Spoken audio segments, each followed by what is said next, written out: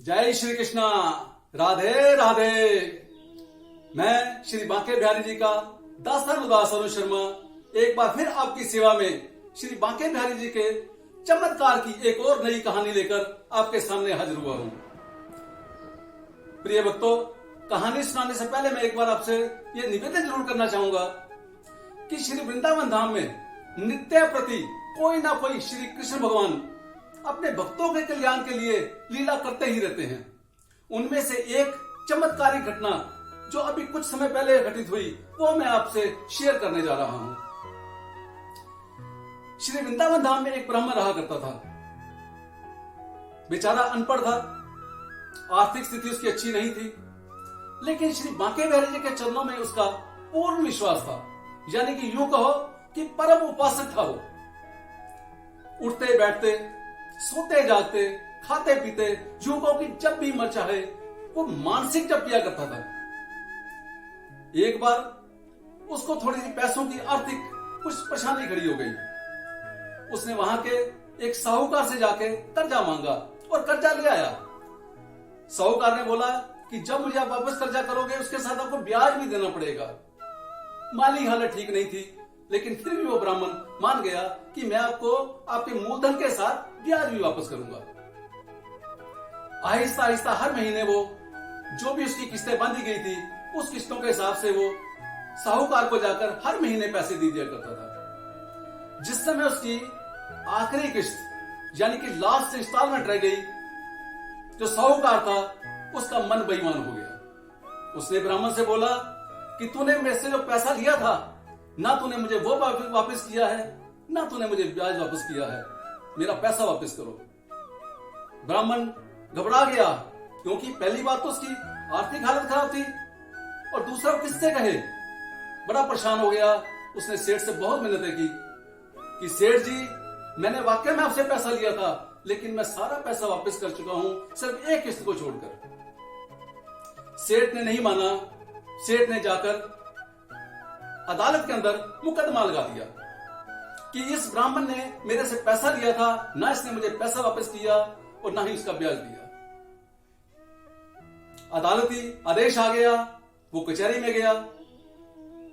कचहरी में जाकर उसने जज साहब से फरियाद की कि जज साहब, ये जो इल्जाम मेरे पर लगाया जा रहा है ये गलत लगाया जा रहा है। मैंने जो भी पैसा इनसे लिया था वो सारा पैसा मैं सूद हिसाब से दे चुका हूं, सिर्फ एक किस्त बकाया रह गई है। साहूकार को पूछा। साहूकार ने मना कर दिया कि जज साहब, इसने मुझे पैसा नहीं दिया। मामला बड़ा पेचीदा हो गया। जज ने सोचा अब क्या करूं। जज ने उसको बोला, ब्राह्मण को, कि क्या आपने जिस समय पैसा दिया, क्या उस समय कोई साक्षी था, यानी कि कोई गवाह है आपके पास। ब्राह्मण चुप हो गया। एक पल सोचने के बाद उसने जज साहब से बोला कि मेरा एक गवाह है। जज ने बोला, उसका नाम और पता लिखवा दीजिए, उसको समझ जाएंगे। ब्राह्मण ने नाम लिखवाया, श्री बांके बिहारी लाल, पुत्र श्री वासुदेव, निवास श्री बांके बिहारी मंदिर, वृंदावन। श्री बांके बिहारी जी के नाम के कचहरी से सम्मन इशू हो गए। वो सम्मन श्री बांके बिहारी के मंदिर में पुजारी को सौंप दिए गए। पुजारी ने उस सम्मन को लेकर श्री बांके बिहारी जी के चरणों में रख दिए। 2-4 महीने की डेट पड़ी थी। बात खत्म हो गई। ब्राह्मण बेचारा कचहरी में पहुंचा, लेकिन कचहरी में पहुंचने से पहले ही वहां पर गवाह भी पहुंच चुका था। जिस समय पेशी चल रही थी जज के सामने, तो वो ब्राह्मण के साथ एक बुजुर्ग आदमी आ गया। तो बुजुर्ग आदमी ने कहा कि मैं इसकी गवाही दूंगा कि ये सब मेरे सामने हुआ। यानी कि जो भी पैसा ब्राह्मण ने साहूकार को दिया था, उस पैसे की पूरी मैं डिटेल आपको दे सकता हूं। जज ने बोला, आप कैसे दे सकते हो। कहता, जी मुझे पता है इस ब्राह्मण ने कौन सी डेट को कितना पैसा किसके सामने दिया था। जज बड़ा हैरान हो गया। उसने सब चीजें नोट कर ली और अदालती कार्रवाई में उसने बोला कि जो सेठ के खाते हैं, यानी कि जो साहूकार का बही खाता है, उसको मंगाया जाए। जिस समय बही खाता कचहरी में आ गया, जज ने चेक किया तो उसमें देखा कि जिस तारीख को उस बुजुर्ग आदमी ने यह बोला कि इस तारीख को ये पैसा दिया गया और वाकई में उसी तारीख को दिया गया था, लेकिन वो पैसे को फर्जी खातों में डाल दिया गया था। इन सब बातों को मद्देनजर रखते हुए ब्राह्मण को बाइज्जत बरी कर दिया गया। लेकिन बाद में जज ने सोचा कि इतना बुजुर्ग आदमी जो गवाही देने आया है, उसको हर तारीख याद है, उसको ये याद है कि कितने पैसे दिए गए, किसके सामने दिए गए, लेकिन जिसने पैसे दिए उसको नहीं याद। ये कैसे हो सकता है? उसका कुछ माथा खटक गया। उसने ब्राह्मण को बुलाया कि मुझे सच सच बताओ कि ये जो गवाह आया था ये कौन था। ब्राह्मण ने कहा, जज साहब मुझे नहीं मालूम कि ये कौन था। दोबारा फिर जज ने पूछा कि ब्राह्मण मुझे ये बताओ, ये जो बुजुर्ग आपकी गवाही देकर गया है ये कौन था? ब्राह्मण ने हाथ जोड़ दिए। उसने बोला कि मुझे नहीं मालूम जज साहब कि ये कौन था और ना ही मैं इसको जानता हूं। जज साहब अगले दिन मंदिर में गए, श्री बांके बिहारी जी के वहां के जो सेवादार थे उनसे बात की, उनको पूछा कि क्या कोई यहां पर कोई बुजुर्ग आदमी है जो कोर्ट में किसी की गवाही देने के लिए गया हो?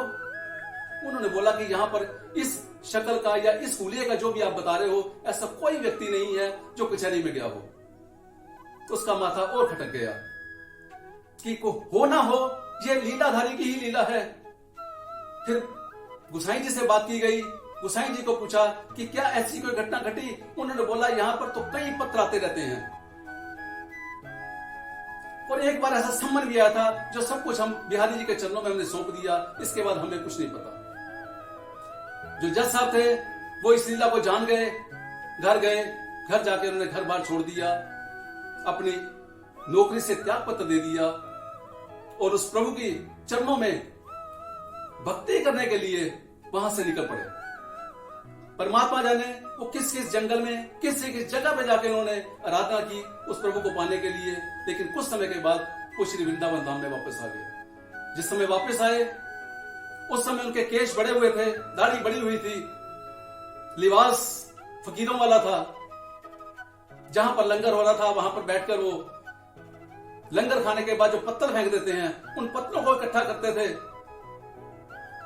कहते हैं कि पत्थरों को इकट्ठा करके उसमें से पहले कुछ भोग ठाकुर जी को लगाया करते थे और फिर अपने आप लगाया करते थे। ऐसे ही चर्चा वृंदावन धाम में होगी कि ये तो पागल है, हमारी जूठन का भोग बिहारी जी को लगाता है। एक दिन एक जगह लंगर हो रहा था तो वहां पर ये विशेष करके कहा गया कि आज आपने पत्तल में कुछ भी नहीं छोड़ना। अगर आज आप पत्तल में छोड़ोगे तो ये प्रसाद का बड़ा भारी निरादर होगा। सबने प्यार से लंगर किया, पतले बिल्कुल साफ कर दी।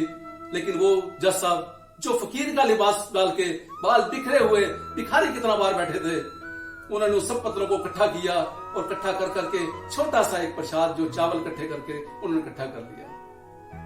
इकट्ठा करने के बाद उन्होंने पूरा निवाला अपने मुंह में डाल लिया। जैसे ही डाला उनको याद आ गया, हो मैंने तो आज बिहारी जी का भोग ही नहीं लगाया। एक निवाला मिला, सिर्फ खुद ही खा गया।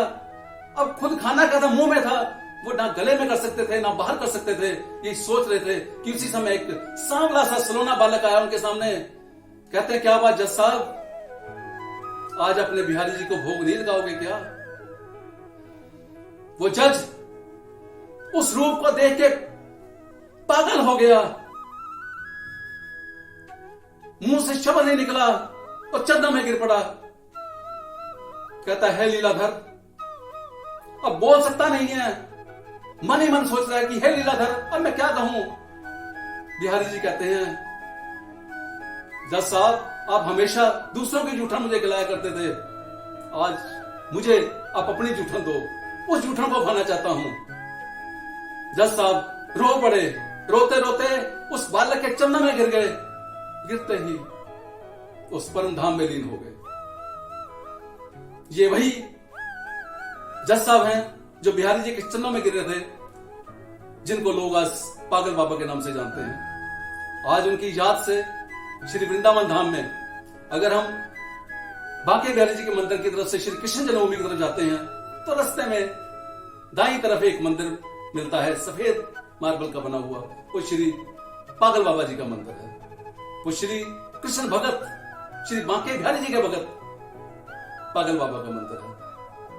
श्री कृष्ण भक्तों, परमात्मा में विश्वास रखो, परमात्मा में लगन रखो। याद रखना, अगर उसमें विश्वास है तो आपके विश्वास को कभी डगमगाने नहीं देगा। जय श्री कृष्णा, जय श्री राधे।